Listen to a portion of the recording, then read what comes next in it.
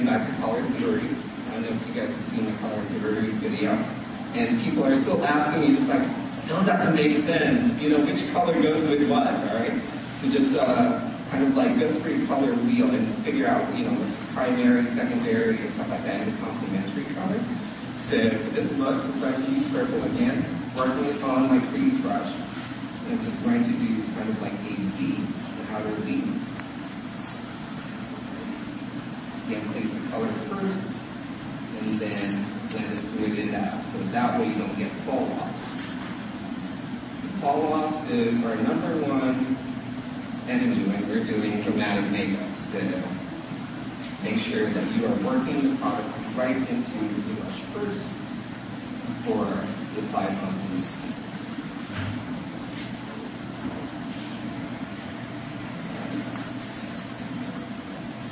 Place the color first. Alright, another thing also, guys, is like we waste so much time trying to make the eyes like so even and symmetrical. You're not supposed to. Okay, make them look like they're sisters but not identical twins. Alright, because no two eyes are like the same. Alright, so just make them as even looking as possible but not identical.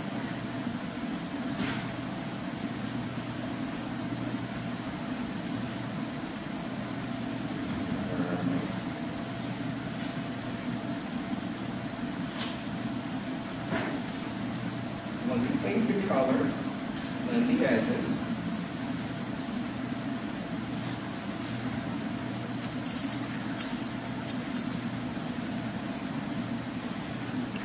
Make sure it's nice and soft. And another thing that I noticed, guys, is like when you guys are blending eyeshadow, a lot of people are very, very heavy-handed. You know, sometimes I see, you know, the brush is like looking like this on the skin.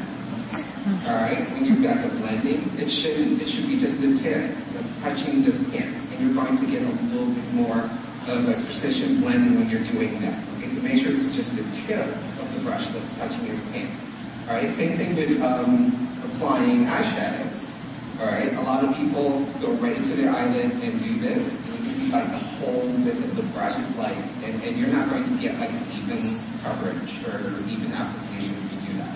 So make sure that when you're applying colors, just almost the tip of the brush that's touching the skin. And that way you're going to get a little bit more success on applying the colors, right? And less fall-offs.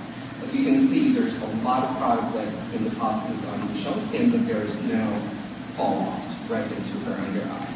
Right? So that's definitely something that a lot of people need to start with practicing. Okay, so I'm going to show you guys how to do a liner. And for that, I'm just going to use a regular angled brush and my black powder, which is from the Debonair collection. Alright, and for this one, I simply like using a mixing medium that has a built-in sealer. There's a lot out there already, and my favorite one's from Eve Pearl. This is Eve Pearl's Mix and Seal. Alright, and all you need to do is put I'm losing my mic. Put a drop. Alright, and then just kind of just moisten the tip of the brush, just like that.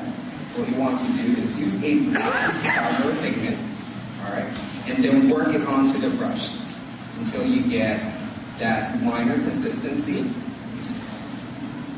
If you need some more, then just add one drop at a time until you get that almost like a liquid liner consistency on your palette. Back of your hand. Alright. I'm sorry. Alright, so make sure it's almost either like a gel liner consistency or a liquid liner consistency, as you can see on the screen. Alright, and then you're going to line by dabbing it on first. So that way you get a nice even application of the color. And then you can wing it if you'd like.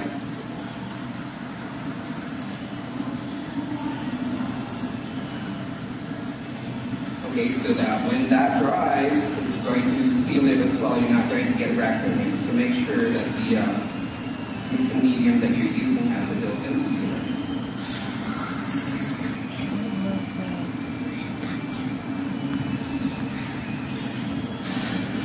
Just put that in there.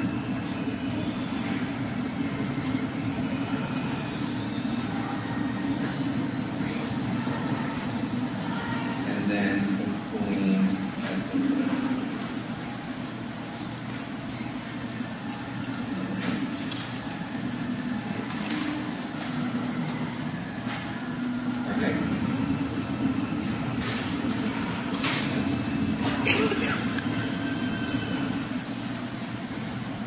Okay, and then for the brows, same thing. We're probably going to use the same exact mixture, or you can also use powder dry for that one.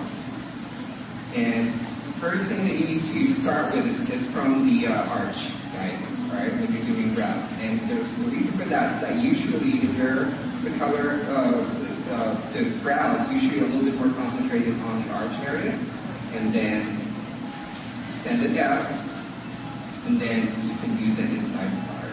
So that way it's not too strong on the inside and concentration of the color is more towards the arch over here. Now to determine where your brows should start and end, then bring it down to the brow bone.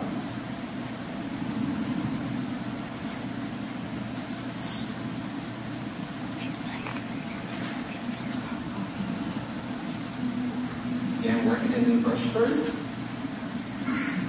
Right underneath the brows.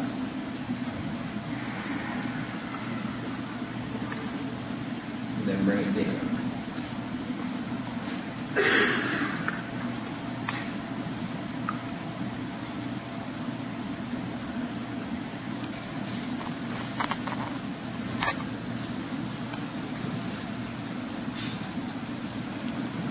Okay, and then for the brown liner, we're just going to use two different colors. I'm going to use a green and a blue in the front.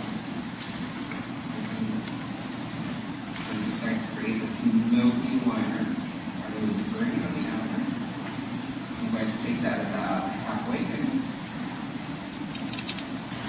Again, the trick, guys, is make sure that it's only the tip of the brush that's touching the skin, so that way you don't get a lot of fall off.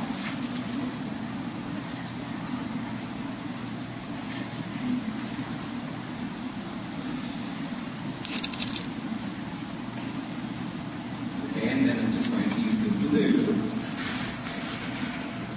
for the end.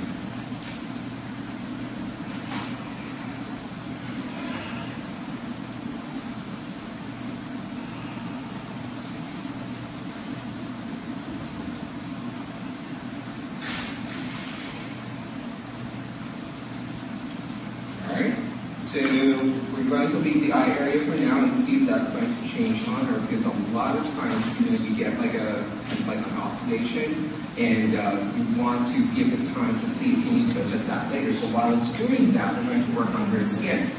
Now, they could also have pure 100% oxidized mica foundation that's already pre-mixed for you. And what I'm going to do is I'm going to go back to my face primer, the built-in moisturizer, or moisturizer with built-in primer, and my foundation brush. I'm just going to pick up a little bit of that foundation primer, and I'm going to pick up a little bit of the color. What I'm going to do is I'm going to mix that together to create kind of like a cream foundation. See how the color is like blending well with that. Alright. What I'm going to do is apply that to the forehead. Just going to nice and cleanly apply this right into